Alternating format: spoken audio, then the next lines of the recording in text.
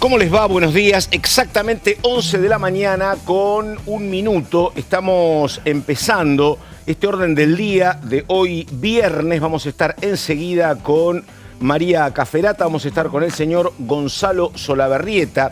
Y después, hoy tengo la mesa un poquito más ocupada porque nos vamos a estar ocupando, de hecho no lo había visto nunca hasta acá, lo que son las boletas únicas, y es una boleta única interesante porque es un modelo de lo que va a acontecer con la utilización para las PASO, para las primarias abiertas, simultáneas y obligatorias del año que viene. Así que vamos a estar con el detalle, con la impresión de cómo esto va a funcionar en el medio de lo que parece, los primeros aprestos en materia de ordenamiento interno, básicamente en el peronismo. Ayer 3 o 4 actos en torno a lo que tiene que ver con el 17 de octubre. Hoy hay otra reunión, dicen, pendiente de Quintela con Cristina. Ayer acto en la Federación Argentina de Box, acto también recordamos en Berisso. Así que bueno, vamos a estar con eso y vamos a estar con toda la actividad parlamentaria.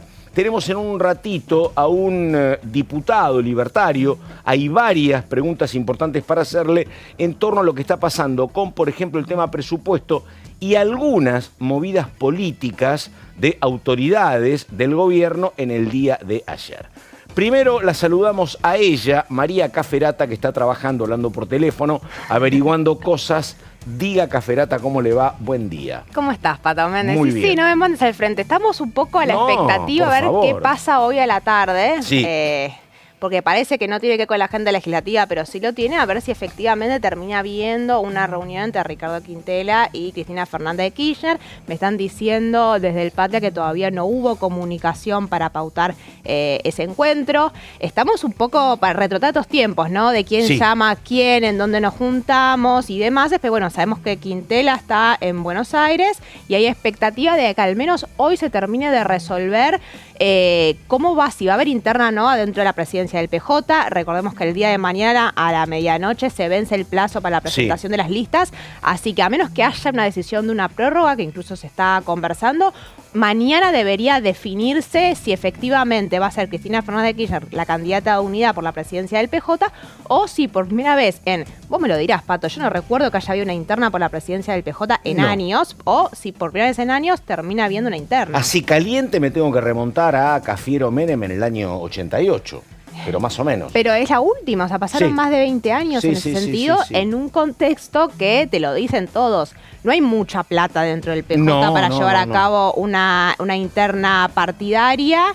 Incluso ya hubo comunicados hacia Guillermo Francos por la posibilidad de que haya un respaldo del gobierno nacional. Pero bueno, después del día de ayer, del Día de la Lealtad y las conversaciones que está viendo ahora, son días que el foco está puesto en lo que resuelve el peronismo. Totalmente. Bueno, señor Gonzalo Solabarrieta, ¿cómo le va? Solabarrieta siempre maneja mucha fecha en torno a convocatorias a sesiones, reuniones. ¿Qué hace, Gonza? Buen día y ¿qué tenés en materia de fechas? ¿Cuándo va a haber una próxima sesión? ¿Alguna reunión clave? ¿Sigue el debate en presupuesto? Exactamente, Pato. Soy todo oídos. ¿Cómo andás? Placer saludarte a vos, a María. A ver, en cuanto a fecha de sesión, sinceramente, aquí no podemos hablar de una fecha en sí, de un día, teniendo en cuenta que está el presupuesto siendo el eje, el foco, básicamente en las comisiones. Pero siempre hay proyectos que están ahí cercanos para meter un poco de presión. Al mismo tiempo tenemos que hablar de la semana próxima como una semana clave para el bloque de la Unión Cívica Radical, para saber cómo va a quedar conformada. Si hay división o no. Si hay división o no, qué es la decisión que se va a terminar tomando finalmente. Y la semana próxima también el foco va a estar puesto, Pato, también en una de las comisiones que viene teniendo suspensión tras suspensión, que es la de legislación del trabajo, que ya tuvo 2 intentos fallidos en esto de la generación de una reunión dentro de la agenda para convocar no solamente a los integrantes, sino también para firmar dictamen respecto a asociaciones sindicales, las modificaciones de estos 29 proyectos que había. 2 intentos fallidos y la próxima semana está convocada, pero para tratar los cambios en la ley de contrato de trabajo. Ahora, una pregunta a los dos porque yo desconozco la cuestión en este momento. Hasta aquí lo que uno sabe es que fracasó la posibilidad de emitir dictamen porque lo que no tuvo Martín Tetas fue el respaldo de diputadas y diputados de La Libertad Avanza. ¿Eso se ha modificado o sigue igual? No, ¿listo? a ver, recordemos que cuando la Libertad Avanza toma la decisión de dejarlo sin quórum en esa reunión y sistemáticamente, como está diciendo Gonza, es resultado de un acuerdo que hay entre el Gobierno Nacional y la CGT en un cierto pacto que tiene con la principal central gremial en referencia a la posibilidad de realizar medidas de fuerza, ¿no? Son conversaciones que también se estaban dando en paralelo a cómo se terminaba reglamentando el capítulo laboral de la ley bases, ¿no? Qué es lo que termina pasando con los bloqueos. Bueno, hay una larga negociación con la central sindical y el gobierno, y el compromiso que hubo de parte del gobierno nacional es que no se iba a avanzar con esta reforma laboral que, entre muchísimas otras cuestiones, impone, por ejemplo, la no posibilidad de reelección y un montón de aspectos delicados para la CGT que hubo un compromiso de no modificar. En principio, eso tiene muy enojados a los radicales, hay que decirlos, y eso siempre, cuando conversás sobre otro tipo de debates, por ejemplo, el presupuesto, o otras leyes que quiere impulsar el gobierno nacional, los más opositores te dicen, no vienen a pedir los votos, o los dan por garantizado que les vamos a dar los votos, pero después nuestras leyes o las vetan o las dejan sin quórum. Entonces, hace un poco también a la dinámica y la amistad. Amistad parece un poco fuerte, ¿no? Pero las relaciones que pueden tejer desde la presidencia de la Cámara de Diputados con un bloque que, más allá de la ley de financiamiento universitario y el aumento de las jubilaciones, siempre ha funcionado como un aliado del gobierno nacional. Y también otro de los temas viene el diputado García en un minuto, pero dale. Otro de los temas que habrá que ver cuándo se pone una fecha y cuándo se empieza a tratar. Desde el 10 de este mes ya ingresó un proyecto para modernizar el Poder Judicial. Es otro de los temas que ha firmado inclusive hasta el propio Javier Milei, ese proyecto. Modernizar. Exactamente, sí. Básicamente, Pato, es para dejar afuera, así como la ley Hojarasca, muchas disposiciones, decretos que son desde 1915, 1960, 1950 y sobre todo para lo que es la digitalización completa del Poder Judicial y no más el papel. Ahí estamos. A ver, la hora exactamente 11 de la mañana con 9 minutos, viernes, un día hermoso en la ciudad de Buenos Aires, y vamos a saludar a Carlos García, que es diputado de La Libertad Avanza. Diputado, ¿cómo le va? Buen día.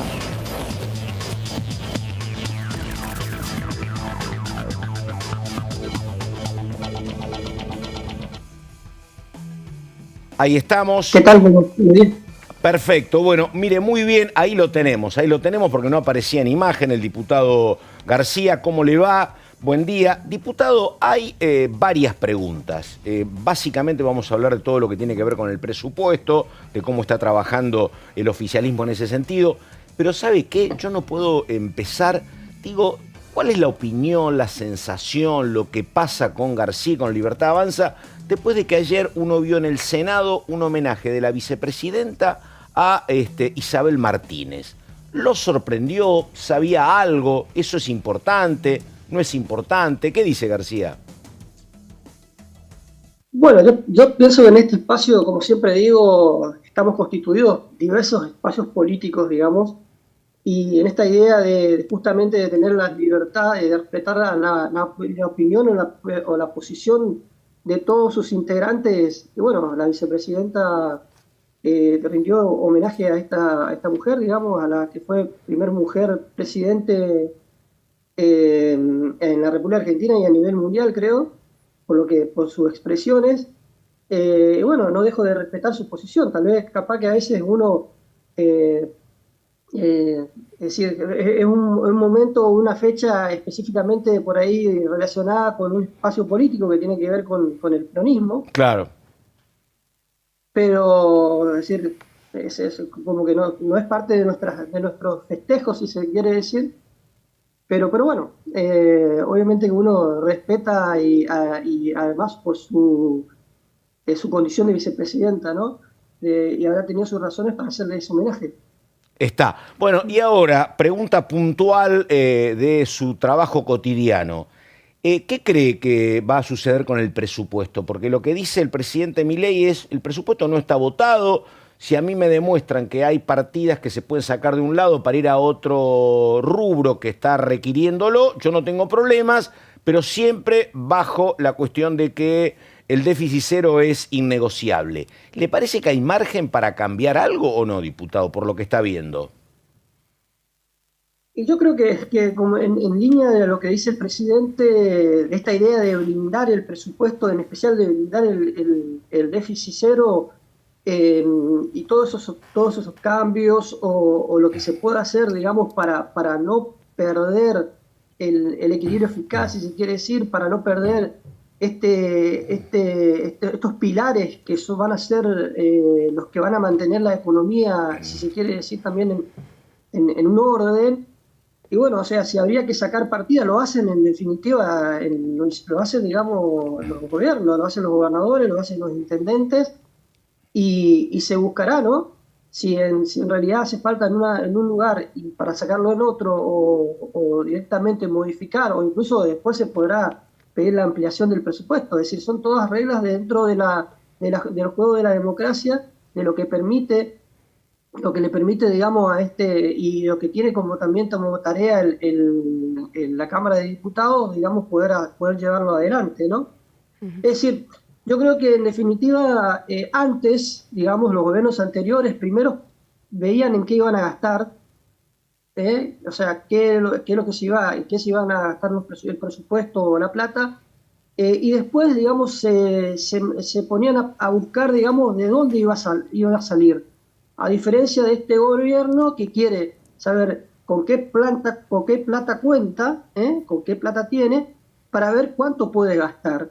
Y esa creo que es una gran diferencia, porque venimos años, ¿no?, de déficit, de desequilibrio fiscal, de buscar soluciones que tienen que ver con prender la maquinita, endeudarnos o subir impuestos a los ciudadanos, que nos ha traído y que nos ha causado tanto mal, ¿no?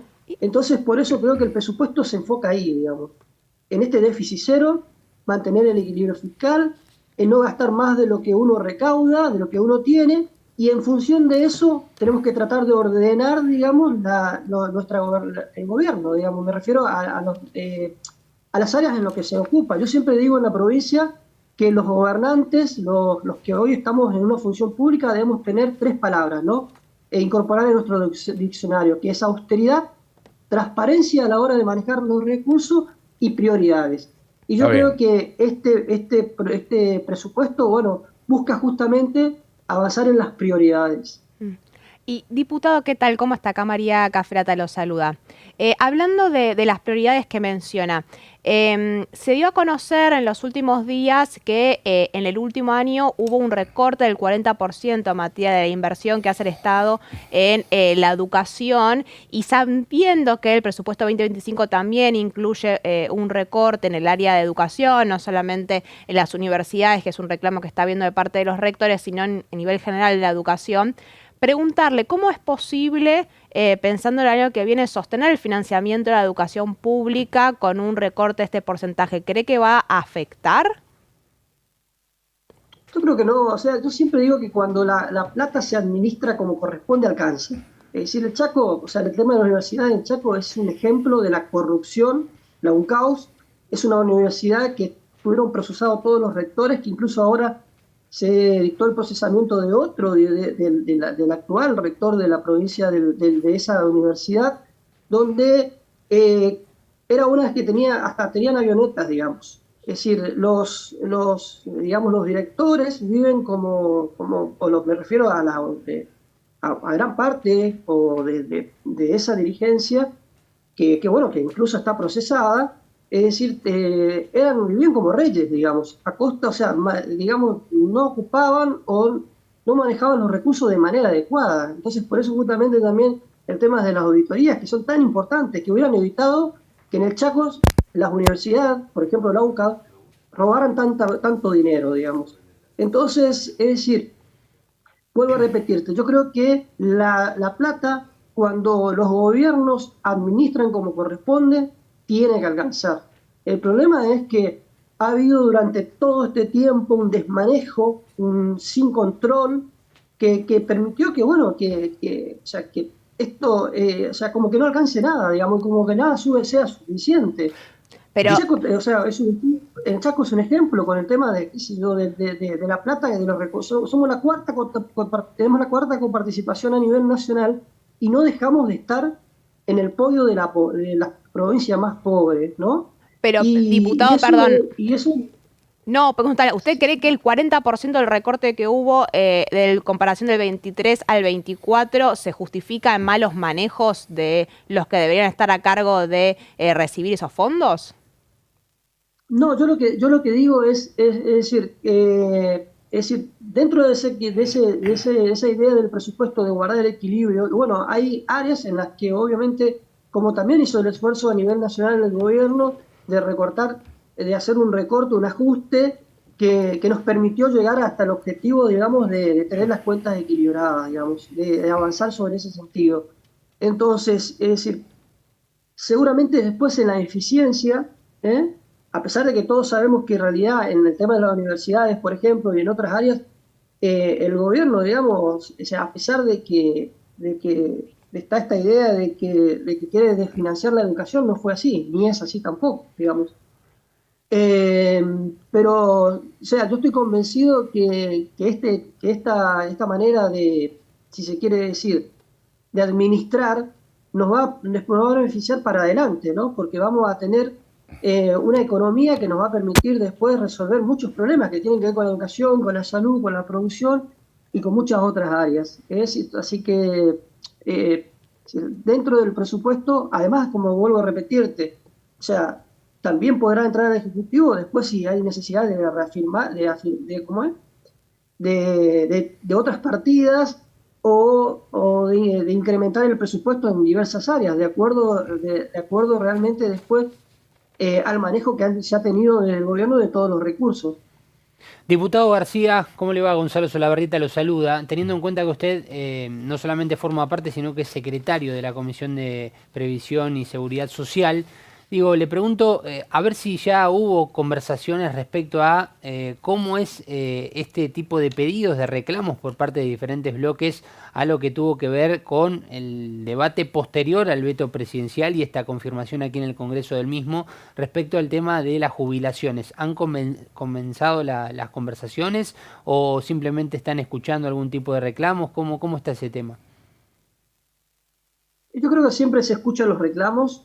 Además, en su momento el presidente había dicho que quería que, o sea, nos pongamos a trabajar sobre una ley seria donde en realidad se tenga en cuenta la posición del Ejecutivo, ¿no? Por eso justamente el veto a esta ley previsional, porque en definitiva había un sector, que el sector del gobierno, digamos, el que tiene los números y el que tiene que hacer, el que tiene que cumplir, digamos, que no estaba involucrado, digamos, que no participó, digamos. Me refiero a la hora de darle forma a este proyecto de ley que se tuvo que vetar y que significaba, ¿no? Que salgamos de este rumbo de equilibrio fiscal, de déficit cero, que en definitiva después era la plata que metíamos por un bolsillo y iba a salir por otro.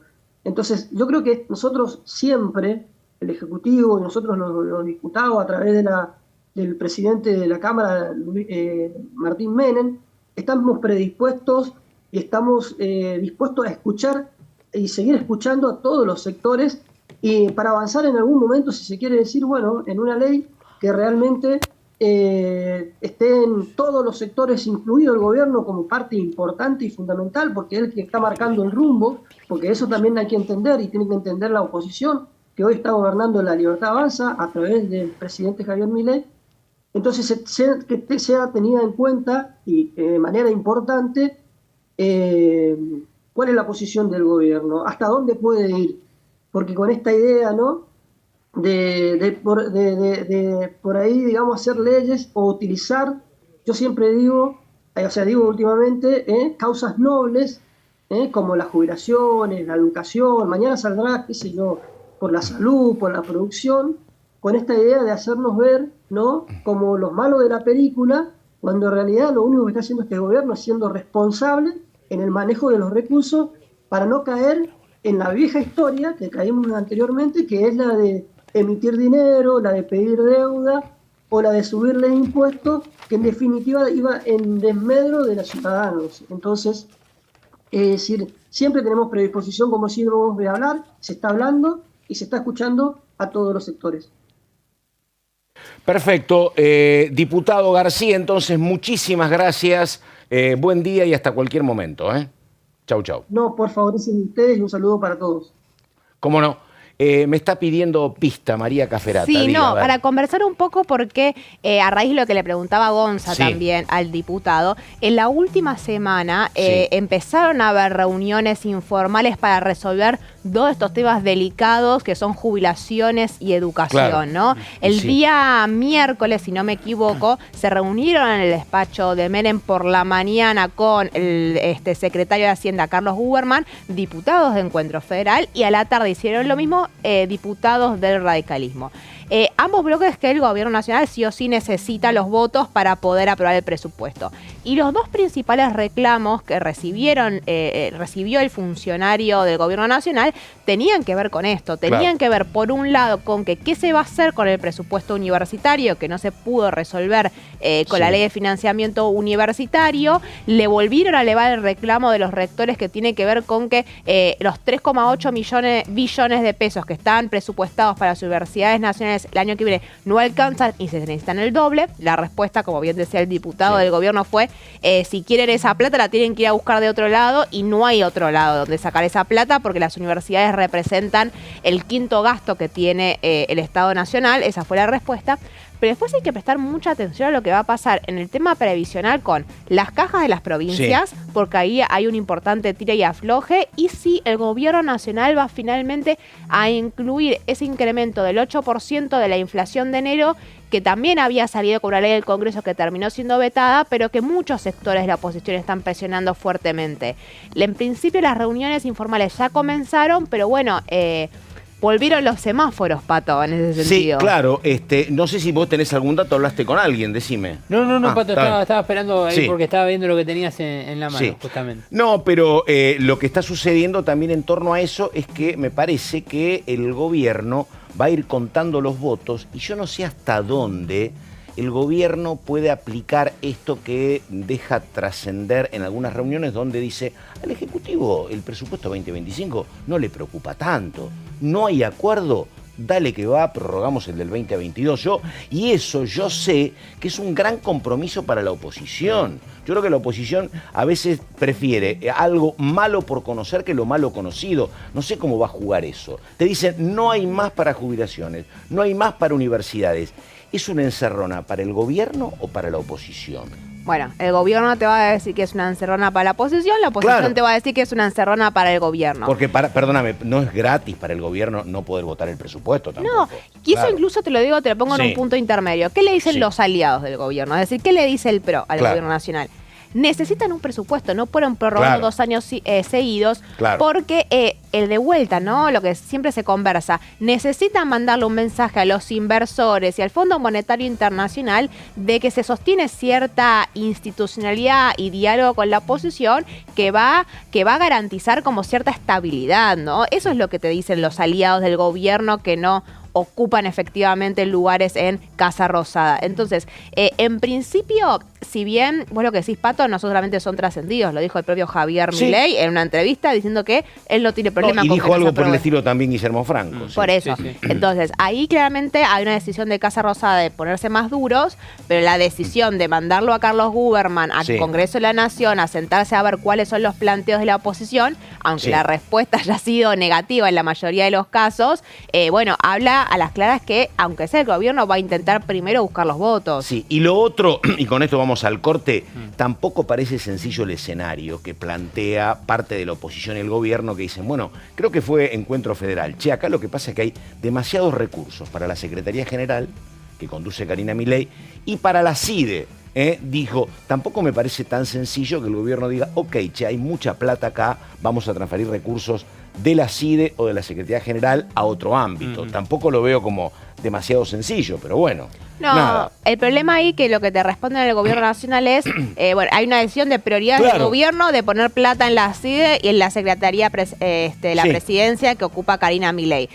De todas maneras, aunque nosotros sacáramos esa plata que se aumentó en esas áreas de manera más del 1000% en algunos casos, no alcanza para cubrir lo que ustedes nos están pidiendo, por ejemplo, de duplicar el presupuesto universitario. Entonces, ahí abre la puerta a la oposición y dice, bueno, entonces discutamos el gasto tributario. Ahí está. Me gustaron estas tres premisas de Carlos García. Yo planteo austeridad, dijo García, transparencia y prioridades en un presupuesto escaso. Recién algo decía María, obviamente el tema de las prioridades y son opciones políticas es fundamental. La hora 11 de la mañana con 26 minutos, en un ratito tenemos más de Solabarrieta, tenemos a María hablando del DNU y tenemos un dato importante sobre cómo va a ser la boleta única. El tema fue promulgado en el boletín oficial de hoy. Para las PASO del año que viene ya venimos.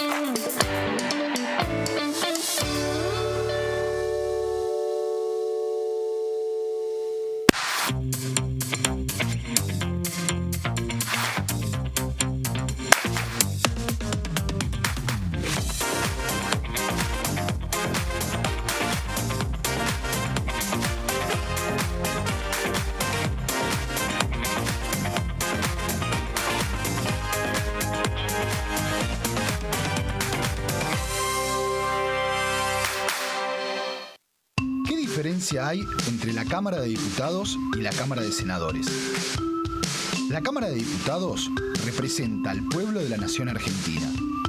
Esto significa que las provincias más grandes y con mayor cantidad de habitantes tienen muchos más diputados que las provincias más pequeñas. La manera de establecer las cantidades es proporcional. La Cámara de Senadores representa a las provincias. Cada provincia envía 3 senadores al Congreso Nacional. El total de senadores es 72, dado que las provincias argentinas son 24. Este es un número fijo. Por ejemplo, la provincia de Buenos Aires cuenta con 70 diputados nacionales y la provincia de Tierra del Fuego con 5. Pero tanto la provincia de Buenos Aires como la de Tierra del Fuego cuentan con 3 representantes cada una en el Senado de la Nación. Cada 2 años, el Congreso Nacional renueva la mitad de sus diputados y 1/3 de sus senadores nacionales. El mandato de los senadores es de 6 años, mientras que el de los diputados es más breve, dura solamente 4 años.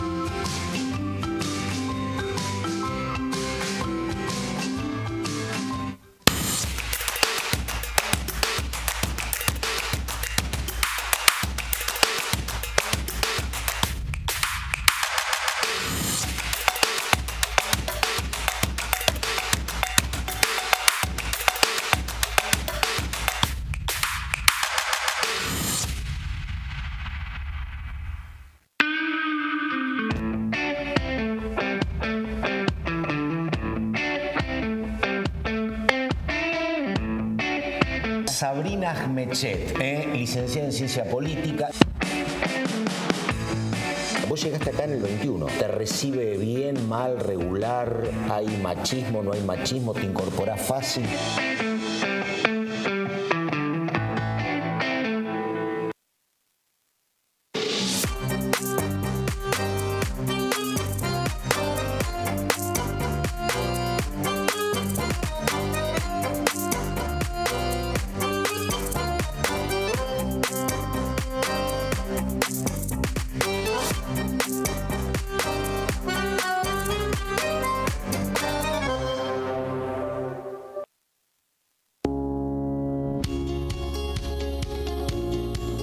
La Cámara de Diputados tiene 257 miembros. Los diputados debaten y sancionan leyes que rigen en todo el territorio nacional. Algunas de las más importantes son el presupuesto de gastos generales del Estado, el Código Civil, el Código Penal, la forma en que se rige el trabajo, las jubilaciones, entre tantas otras. Además, controla y hace un seguimiento de las políticas del Poder Ejecutivo a través de la visita de diferentes funcionarios o el pedido de informes, así como la posibilidad de realizar juicios políticos a los funcionarios. La duración de los mandatos de los diputados es de 4 años y pueden ser reelegidos indefinidamente. Desde el momento en que asumen y hasta el final de su mandato, no pueden ser acusados, interrogados judicialmente, ni molestados por las opiniones o discursos que imitan desempeñando su mandato. Son requisitos para ser diputado tener al menos 25 años, 4 años de ciudadanía argentina y haber nacido en la provincia por la que se postula o haber residido en ella los 2 años precedentes. Se agrupan en bloques que expresan partidos políticos o afinidad ideológica. Existen también los monobloques integrados por un solo diputado.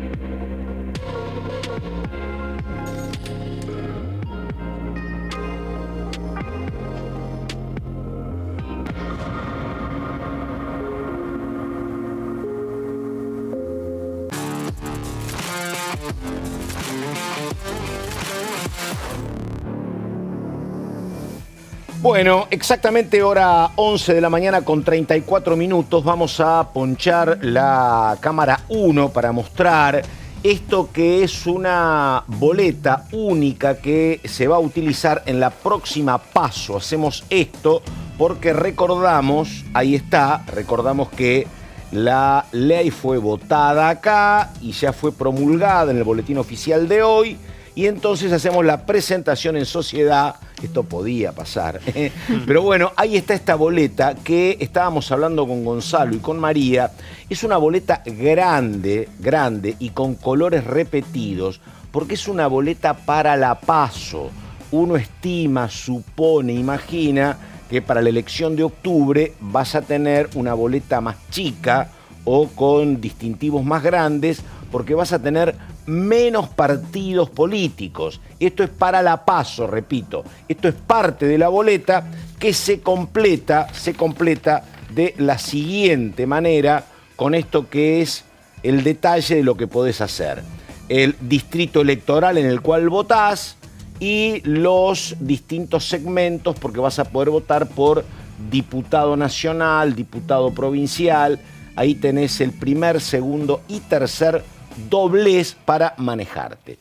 Estamos entrando en clima, es como un celular nuevo, cuando cambias de auto, hay cositas que estabas muy automatizado en otras, pero repetimos, acá está el modelo de boleta para la PASO 2025. Tengo la fecha, 3 de agosto del 2025, es el Distrito Buenos Aires, la provincia más importante, donde vas a tener, creo que es la única provincia, este detalle de que las fotos, las imágenes de los candidatos van a estar 2 o 3 aquí en la boleta, pero el resto van a estar impresos en los lugares de votación, porque no te alcanza, porque acá elegís algo así como 50 diputados, 25 en total, 25, perdón. Son 50 en total, 25 más o menos por elección. Sí, pensemos acá que fue un poco el eje de todo el debate de la boleta única de papel, fue qué va a pasar con la provincia de Buenos Aires. Es esto, por eso. En principio, y siempre se habló que si se iba a hacer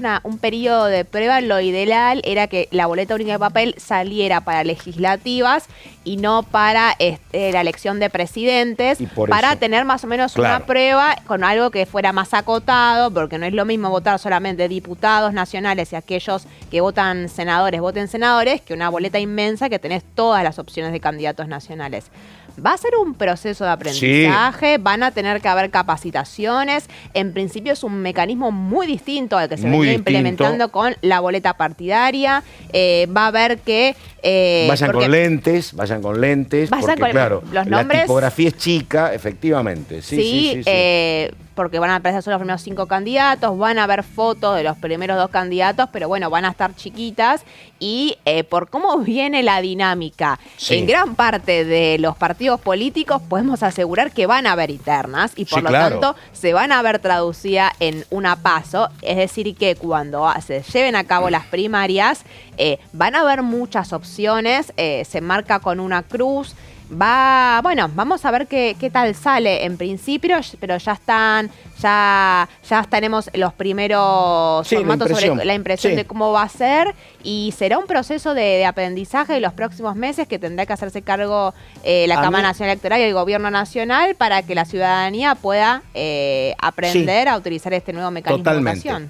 Efectivamente, digo, lo que tenés a favor de quienes impulsaron esta boleta única es que globalmente vos preguntás, y es un método muy, muy utilizado y que funciona sin problemas, que dicen que hace más fácil el recuento en varios países vecinos. Acá es cierto que teníamos una saludable gimnasia de 40 años de votar con la boleta partidaria. Pero bueno, habrá que acostumbrarse. Es ley, se votó en diputados, senadores y está promulgado. Y acá tenemos el biotipo, si querés, de lo que va a pasar el próximo mes de agosto. Falta poquísimo, 8 o 9 meses para andar votando. ¿Y qué pasará, Pato, con las provincias como Buenos Aires? ¿Vos qué querés que te diga quién va a ganar? No sé. No.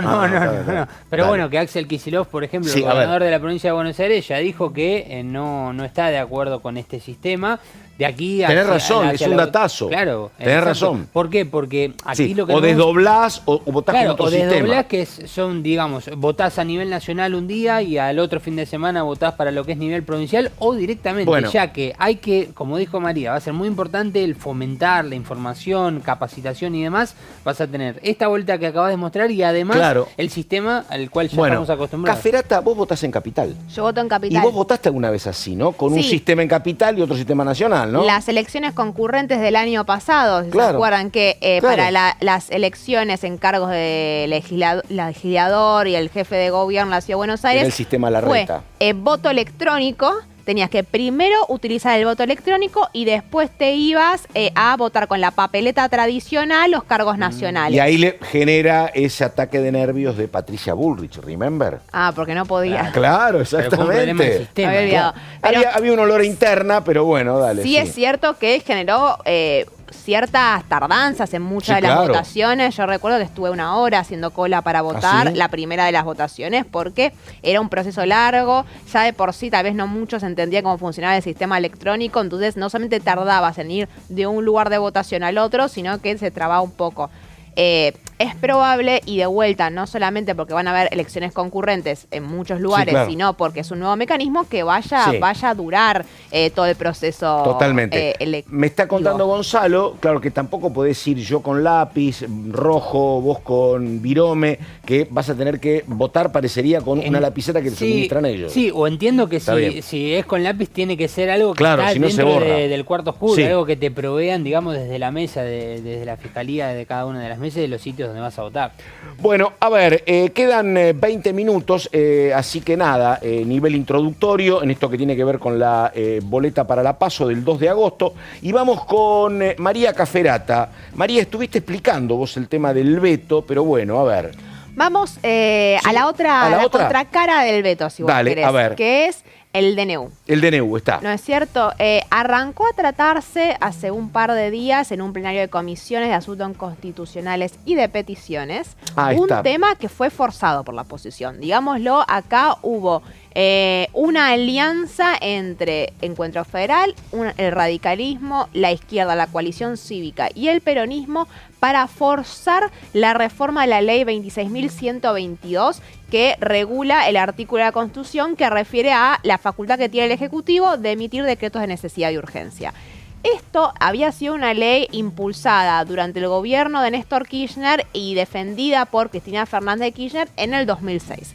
Y ahí había una tensión que el mismo Germán Martínez lo reconoce durante la reunión plenaria de comisiones, diciendo bueno, ¿qué pasó que ahora el peronismo sí está dispuesto a reformar la ley? Porque había una recriminación muy constante de algunos de los sectores que habían integrado Juntos por el Cambio, que le decían que le recriminaban al peronismo de nunca haberla querido modificar. Y decían, bueno, lo que decía Germán Martínez fue una ley importante en el 2006 porque hasta entonces, cuando el Ejecutivo emitía un DNU, la única manera de rechazarlo era a través de una ley. Una ley que tenía que aprobarse en diputados y en el Senado y que después el presidente podía vetarla y después se requerían los 2/3 de la Cámara para insistir en el veto. Porque venía, y a la cuento de las recriminaciones, es que es muy permisiva esta ley con los decretos de necesidad de urgencia. Pero bueno, después de largas conversaciones informales, acá Emilio Monzó tuvo un rol clave conversando con, por ejemplo, diputadas como Cecilia Moró, se termina llegando a un acuerdo para impulsar esto que, digámoslo, tiene como objetivo limitar la posibilidad del presidente Javier Milei de emitir decretos y tiene la experiencia del DNU 70, ¿no? Acá, sí, claro, que cambió un poco el escenario sobre qué es lo que se podía o no se podía hacer con los DNUs. En principio hay 16 proyectos y acá tenés proyectos de reforma de Encuentro Federal, el radicalismo, la coalición cívica, Unión por la Patria. Y esto es interesante. Y hay del PRO. Acá hay una decisión de Oscar Agos Carreño, que es el que pide el emplazamiento en la sesión la semana pasada, de incluir proyectos de un partido que saben que cuando el tema llega al recinto va a defender la posición del gobierno nacional de no reformar la ley. Entonces hay la intención de incomodar al PRO por haber cambiado de opinión debido a su alianza con el gobierno nacional. Acá había un proyecto de Silvia Los Penato, por ejemplo, pero también había proyectos que ya perdió en estado parlamentario, pero que los había presentado Patricia Bullrich, por ejemplo. Entonces hay una idea ahí de jugar esa carta cuando se esté llevando a cabo el debate. Pero bueno, a ver, recién empezó el debate, hubo una primera reunión. El objetivo ahora de la oposición para poder impulsar esta reforma y limitar al gobierno nacional en la emisión de DNUs, necesitan sí o sí que haya una alianza entre todos los sectores de la oposición. Y eso significa que de todos los proyectos que hay van a tener que encontrar algún acuerdo común y nadie abrazarse su propia iniciativa para poder efectivamente avanzar con la reforma. ¿Qué tenemos hasta ahora que podemos encontrar en común que hubo en los discursos, pero también en los proyectos? Lo más importante tiene que ver con la eliminación de la sanción tácita, ¿no? Hoy sabemos que los DNUs, por ejemplo, pueden no tratarse nunca en el Congreso y empiezan a funcionar desde el minuto 1 que se presentan en el boletín, que se publican en el boletín oficial. Es decir, que un DNU, la única manera que vos tenés de que se vuelva inválido o rechazarlo es si las dos cámaras del Congreso lo rechazan. Sí. Ahora, si el Congreso nunca lo trata, funciona como si hubiese sido una ley en ese sentido. Entonces lo que se está planteando, y acá hay un acuerdo generalizado de todos los sectores de la oposición, de invertir la lógica de la validez de los DNUs, ¿no? Es que decir que si el Congreso no los trata, no es que los valida, sino todo lo contrario, van a perder vigencia. Y acá aparece la discusión de los plazos.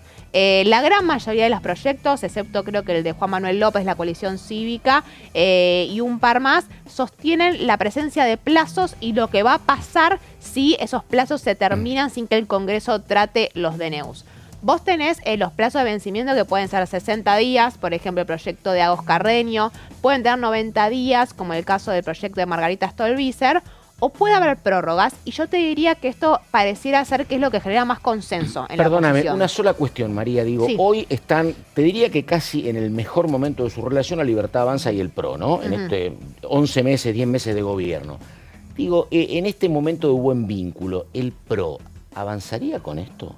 No, es por eso que decía que es incluir los proyectos, el proyecto que decía de los penatos, medio una chicana interna que hay de la oposición con el PRO. Porque no lo veo, porque es obviamente restarle margen de maniobra al Ejecutivo. 100%. Por eso, entonces, dale. Ahí no te lo dicen abiertamente, pero si el PRO tuvo que acompañar el blindaje de los vetos presidenciales al caso de una ley que generaba un déficit del 0,14 del PBI o incluso menos, definitivamente tiene que rechazar Totalmente. un proyecto que Lo le que quita pasa que una de acá las para herramientas pelear más esto no te fundamentales que tiene alcanza ley. con blindarte en 80, ¿no? O acá, No. claro, exactamente. Bueno, igual, Dale. si querés lo spoileamos un poco. Ya se está pensando en... Hay una discusión judicial, ¿no? Pero el chiste que te hacen de algunos sectores de La Libertad Avanza es, bueno, perfecto, lo vetaremos. Exactamente, Si sale la ley. claro. Sí, claro. Si sale y consiguen la mayoría, que si efectivamente peronismo, radicalismo en su totalidad, que no están garantizados el radicalismo en su No. totalidad, vamos a decirlo, y no solamente por los 4 que tal vez expulsen del partido, pero si el radicalismo, gran mayoría, el peronismo, Encuentro Federal, la izquierda, la coalición cívica, respaldan esta iniciativa, se aprueba en la Cámara de Diputados y después el Senado va a ser todavía más fácil. Bueno. Pero bueno, entonces, y acá algo importante que yo incluyo, que es, no solamente cambia la lógica de validez de los DNU, sino que también cambia el funcionamiento y el rol que tiene el Ejecutivo con los DNUs. Porque hasta ahora el Ejecutivo tiene un rol más de a la defensiva, ¿no? Hacer todo lo posible para que los DNUs no se traten en el Congreso, o que si se tratan, garantizarse que la oposición no tiene los votos en contra.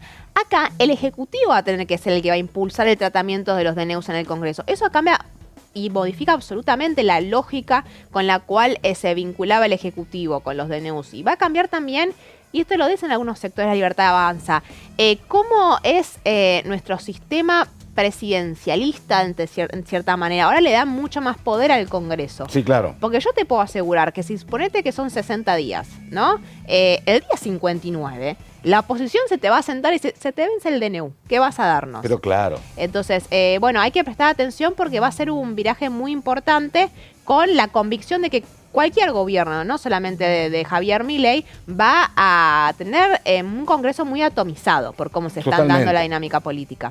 Y esta bueno, ya pasamos. Sí, esta. y vamos a la Sí, próxima. dale. Que es lo último. Yo te decía, una parte tiene que ver con los plazos y la otra tiene que ver con el otro acuerdo, que es con la bicameralidad.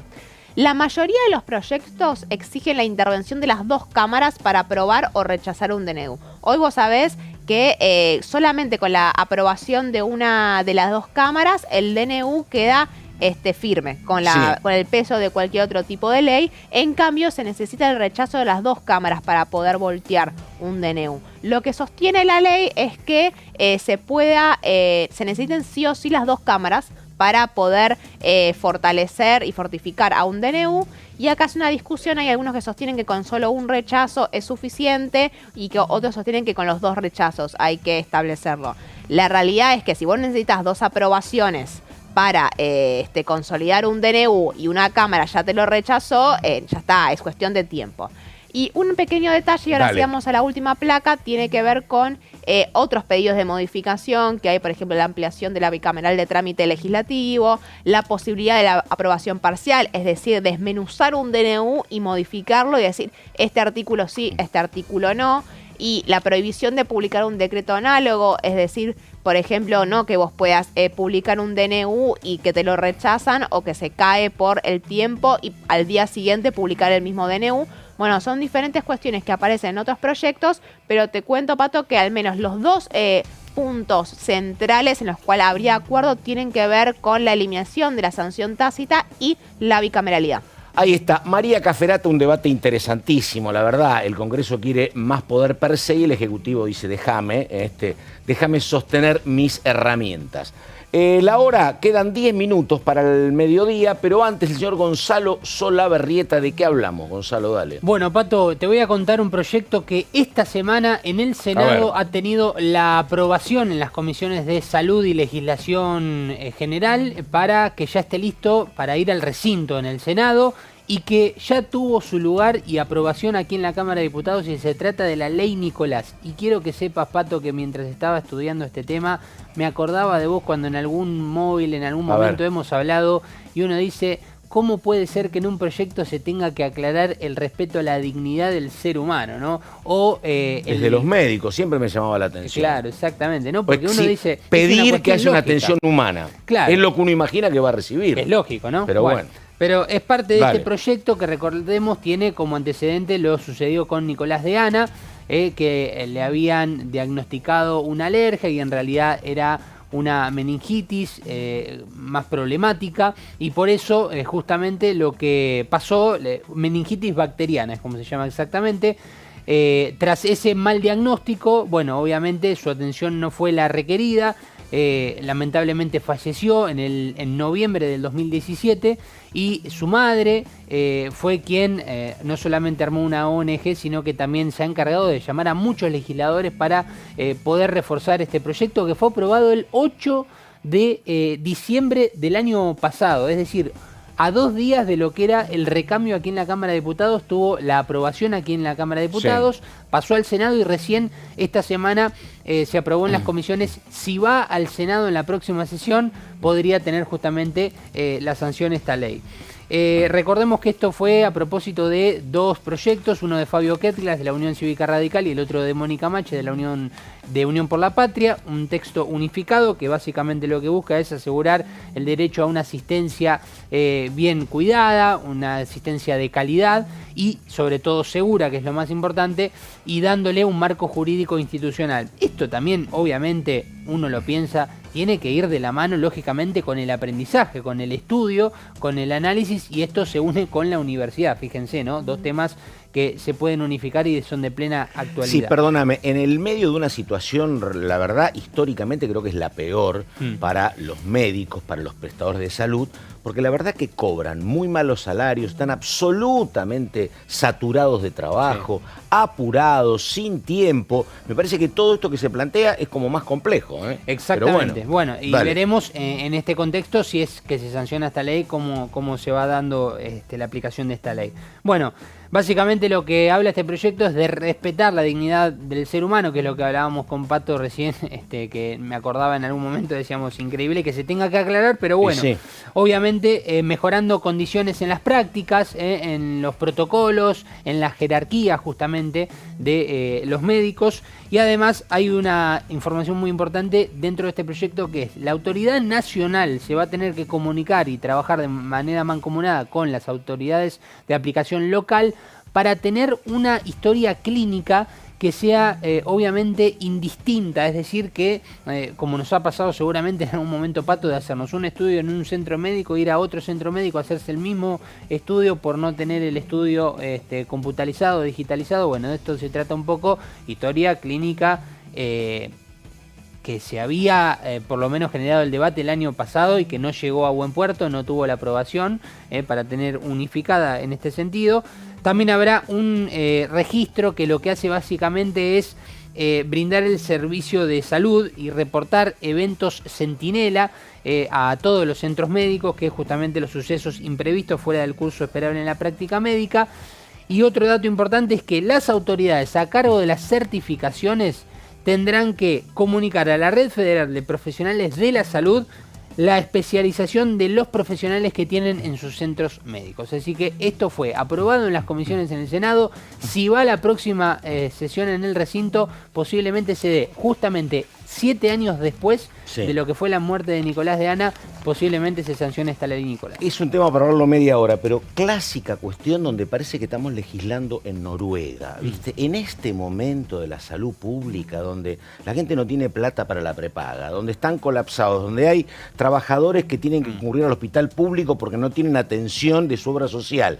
Los hospitales públicos están colapsados, sobrepasados, gente cobrando mal, digo, médicos que se van porque los sueldos que se pagan no los conforman. Pedirle estas cosas, digo, está bien, está para prevenirlo, pero me parece de la madre también y el reclamo. Lo entiendo, pero me parece que le estamos pidiendo un sistema que es un sistema que atraviesa 1000 problemas, que está, creo, en su momento más delicado, pero bueno. Fue una ley que, recordemos, el tratamiento arrancó el año pasado, es decir, que es la sanción se daría con un diferente ejecutivo, diferente oficialismo. Es una continuación de un debate que se está dando hace mucho tiempo y que, como decía Gonza, fue impulsado por las asociaciones civiles. Ahí hay proyectos que de repente asociaciones civiles se juntan con los diputados, le dan impulso. terminan copando la agenda y logran que se terminen convirtiendo en ley. Sí, es el deber ser, está bien, está bien. Bueno, tenemos que terminar. Señor Gonzalo Solabarrieta, un gusto. Un placer, Nos Pato. estamos viendo. María Caferata, nos vemos el lunes, ¿no? Nos vemos todos los días. Pato. Exactamente, bueno. Hasta aquí llegamos, nada más. Gracias, buenos días. Enseguida la continuidad de DTV.